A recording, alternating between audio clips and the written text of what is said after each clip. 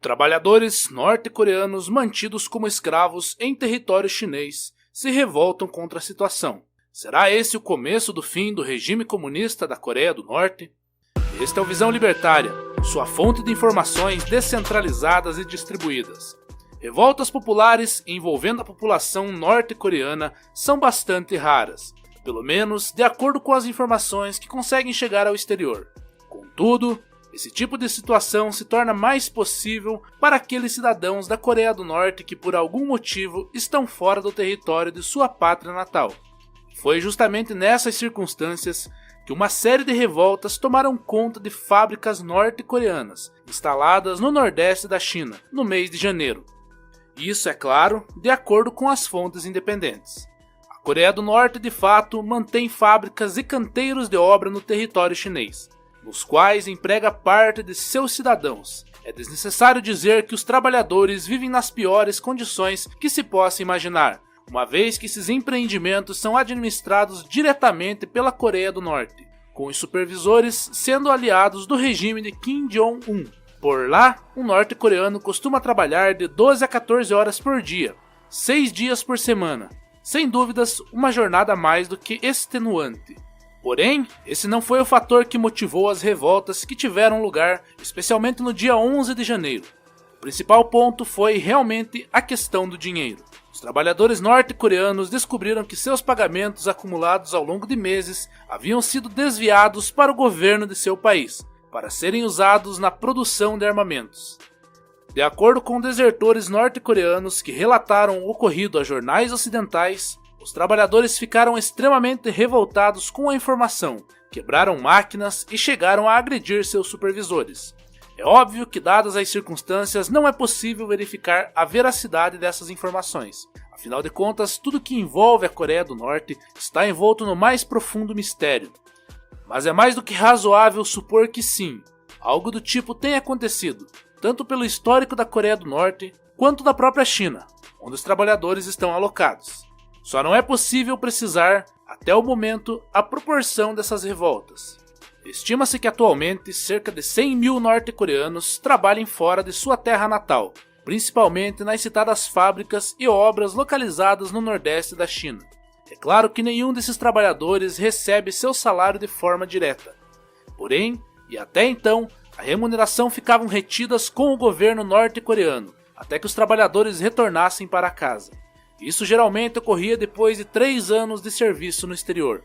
Contudo, por conta da pandemia, alguns trabalhadores permaneceram alocados no exterior por ainda mais tempo. Alguns estão na China há mais de 7 anos, sem ver a cor do seu dinheiro.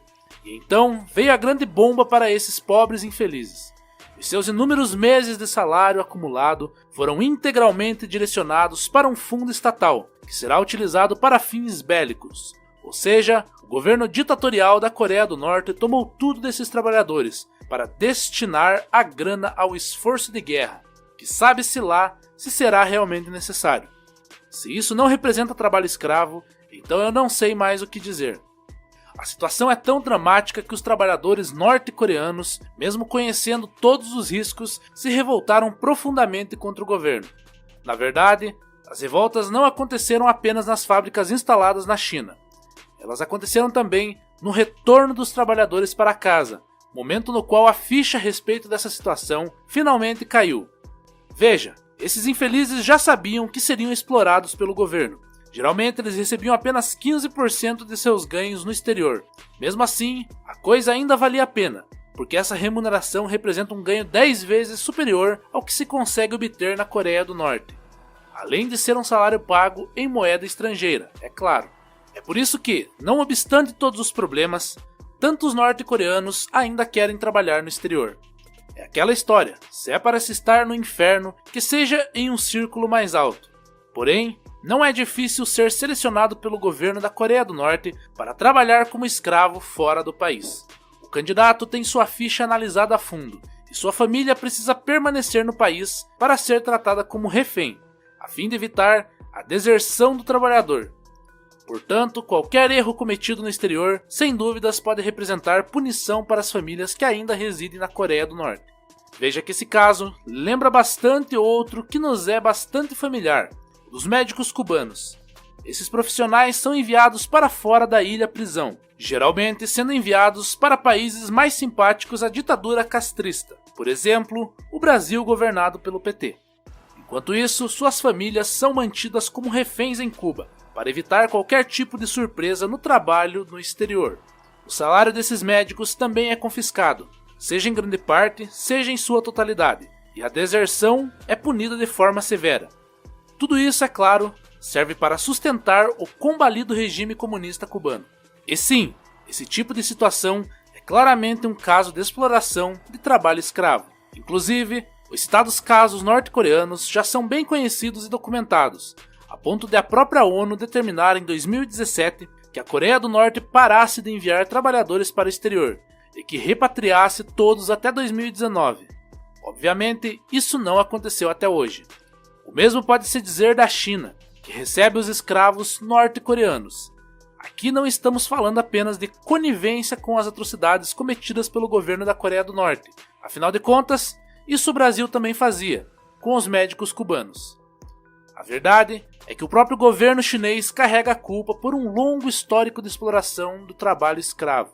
Mais recentemente, surgiram diversas denúncias a respeito do regime de escravidão a que o governo comunista sujeitava inúmeros uigures, minoria islâmica que vive na província de Xinjiang. Estima-se que 1 milhão deles viviam como prisioneiros em campos de trabalho forçado na atualidade. É claro que você já percebeu aqui um padrão. O que esses 3 países citados têm em comum, obviamente, é o comunismo. Nenhum regime político na história da humanidade nutriu um desprezo tão grande pela vida humana quanto a ideologia comunista. Onde quer que esse nefasto padrão político tenha sido implementado, lá poderemos encontrar casos de escravidão promovida pelo Estado. Em regimes totalitaristas e coletivistas, não existe o indivíduo. As pessoas são apenas ferramentas, trabalhando em favor do bem comum, ou qualquer coisa do tipo. Desejos e vontades pessoais devem ser prontamente descartados. E não adianta o esquerdista mais animado afirmar que isso não é comunismo de verdade, e que essa ideologia nunca foi tentada na prática. Não, meu amigo. A Coreia do Norte, bem como Cuba ou Camboja dos anos 1970, representam o comunismo que deu certo, ou seja, o comunismo que fez o que mandava o manual, e que levou milhões de pessoas à morte, à fome e à escravidão. Esse é, afinal de contas, o caminho da servidão, descrito por Friedrich Hayek. Na medida em que o governo de planejamento central vai fracassando em seus projetos econômicos, mais seres humanos terminam por ser escravizados pelo regime comunista. Essa situação, portanto, demonstra a falência total do regime ditatorial de Kim Jong-un. As evidências disso, é claro, já se amontoam, desde uma Coreia do Norte completamente apagada durante a noite, até o fato de os norte-coreanos serem muitos centímetros mais baixos e muitos quilos mais magros que os seus irmãos do sul.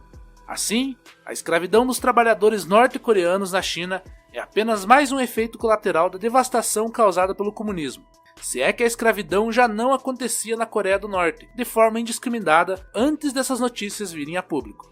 Na medida em que Kim Jong-un continua lançando seus foguetinhos para ameaçar o Ocidente, mais norte-coreanos são massacrados pelo comunismo, que atormenta o país há várias décadas. Na Coreia do Norte falta de tudo: alimentos, energia elétrica, serviços básicos e, claro, a liberdade, o principal de tudo. É certo que a revolta de trabalhadores norte-coreanos alimenta esperanças de que, em algum momento, o povo da Coreia do Norte possa se rebelar. Contudo, o mais provável mesmo é que a coisa não passe apenas de uns poucos motins localizados, e que logo o pequeno país comunista volte à sua triste normalidade. Para nós, fica conhecida a lição que alguns infelizmente parecem nunca entender, a respeito dos males causados pelo comunismo, e como tudo que a esquerda finge defender, como os direitos trabalhistas, é simplesmente destruído por governos adeptos dessa ideologia. A escravidão comunista não começa quando os salários dos trabalhadores são integralmente confiscados pelo governo. Ela começa quando os direitos fundamentais dos indivíduos são violados. Obrigado por sua audiência. Este artigo foi escrito por Quintessência, revisado por Donda e narrado por Querigma. Escreva artigos você também. Acesse visãolibertaria.com.